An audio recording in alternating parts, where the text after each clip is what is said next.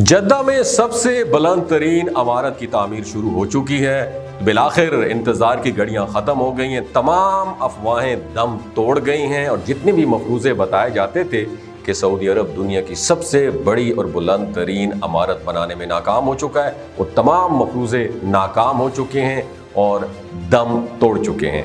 बिस्मिल्लाहिर्रहमानिर्रहीम, अस्सलाम वालेकुम। मेरा नाम डॉक्टर असद महमूद है। दोस्तों, वलीद बिन तलाल ने एक मीटिंग करके प्रेस रिलीज जारी कर दी और बताया कि दुनिया की सबसे बड़ी बिल्डिंग बहुत जल्द कहाँ नजर आएगी?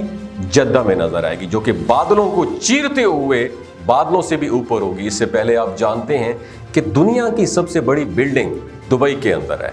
नाम अगर आपको आता है तो नीचे कमेंट सेक्शन में उसकी लंबाई और कब बनी और उसका नाम क्या है ज़रूर मेंशन कीजिएगा। लेकिन सऊदी अरब ने काफ़ी अर्सा पहले इस मंसूबे का ऐलान कर रखा था कि दुनिया की सबसे बड़ी बिल्डिंग जो कि तकरीबन 1 किलोमीटर ऊंची होगी।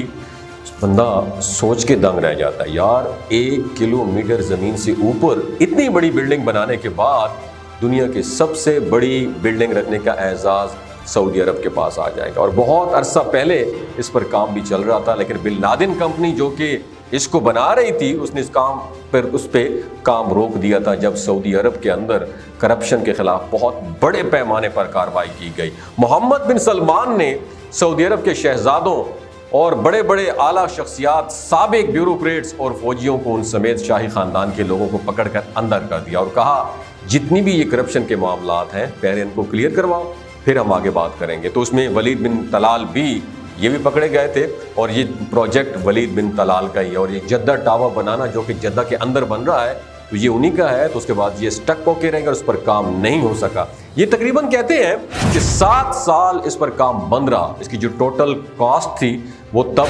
$8.3 बिलियन थी, लेकिन अब कॉस्ट मजीद बढ़ चुकी है। उसके बाद बताया ये गया है कि तकरीबन अभी $1.1 अरब जो बिन लादेन कंपनी को मुहैया कर दिए गए हैं एडवांस के तौर पर, और बाकी जो काम के साथ साथ पैसे उसको मजीद देते रहेंगे। लेकिन अब ये कास्ट मजीद बढ़ती है तो फिर वलीद बिन तलाल से बाकी पैसा इस कंपनी को दिलवाएंगे।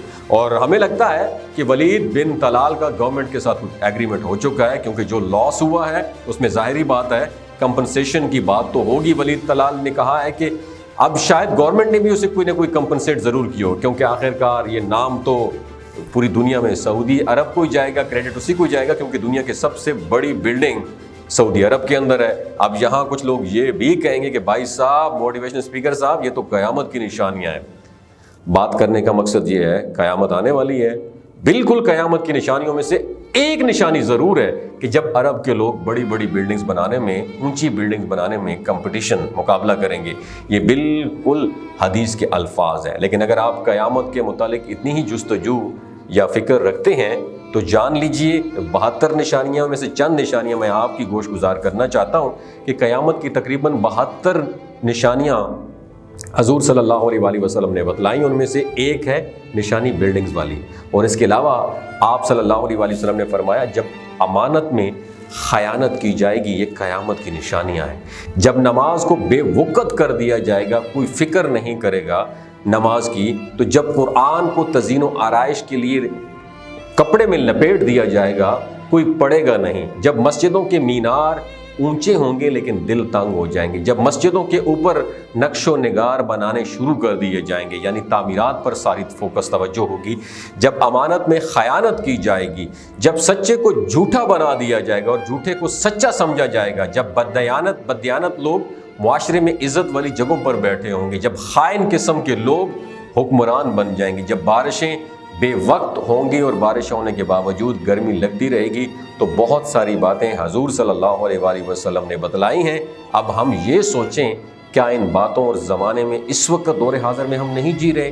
हजूर सल्लल्लाहु अलैहि वसल्लम ने फरमाया क़यामत की निशानियों में से एक निशानी ये है कि छोटी छोटी बातों पर लड़ाई की जाएगी, अमन नहीं होगा, बदअमनी ज़्यादा होगी।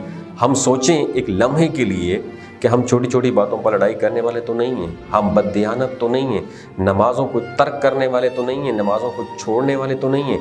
तो मेरे दोस्त अपनी फ़िक्र करें फिर, क्योंकि अरबों की लंबी लंबी बिल्डिंग्स पता नहीं कब बननी है, کب قیامت کی نشانی پوری ہونی ہے، وہ قیامت کی نشانیاں تو پوری ہو چکی ہیں اور وہ ہم سب میں پائی جاتی ہیں۔ اگر ہماری مسجدیں خالی ہیں، وہ ساری باتیں جو میں نے آپ کے ساتھ شیئر کی ہیں، اللہ رب العزت سوچنے سمجھنے کی توفیق عطا فرمائے، آمین ثم آمین۔